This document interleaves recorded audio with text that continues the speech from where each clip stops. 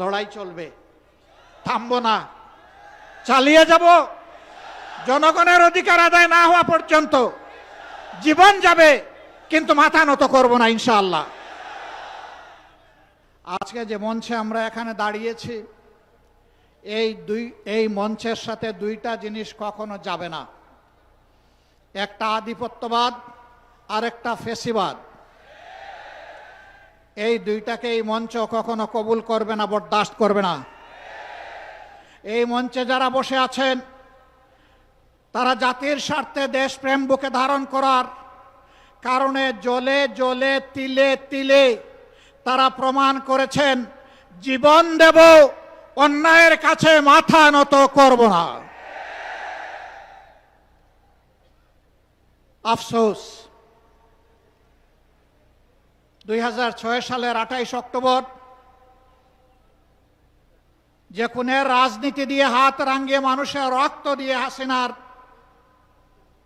রাজনীতির নূতন উত্থান হয়েছিল, তাদের হাতে একসময় যারা সকলেই মজলুম ছিলাম, রাজপথে আন্দোলন করেছি, সংগ্রাম করেছি, তাদেরই একটা অংশ আজকে সরকারে যাওয়ার পরে অতীতের সব কিছু ভুলে গিয়েছে। কেন আজকে এই দাবি বাস্তবায়নের জন্য আমাদেরকে সোহরাওয়ার্দী উদ্যানে আসতে হলো? তারা জাতির সাথে বিশ্বাসঘাতকতা করেছেন, এই কারণেই আসতে হলো।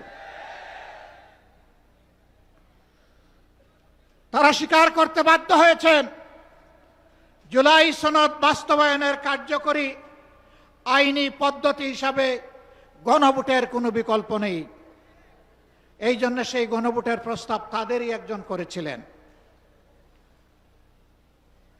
তাদের নেতা নির্বাচনী প্রচার অভিযানে শহীদ আবু সাঈদের স্মৃতিবিজড়িত রংপুরে গিয়ে বলেছিলেন, প্রিয় দেশবাসী, ভোট দিবেন দুটা, একটা দিবেন আমাদের মার্কায়, আরেকটা দিবেন গণভোটে, আপনারা সকলে গণভোটে হা বলবেন।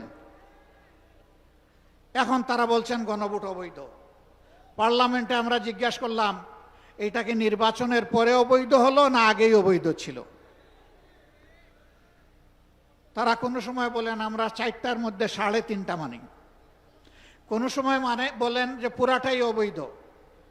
আমরা বলেছি পার্লামেন্টে, আপনারা দেখেছেন একই আদেশে 2টা ভোট, গোশত হালাল কিন্তু শুরুয়া জুল হারাম। এ সুবিধাবাদী মানসিকতা।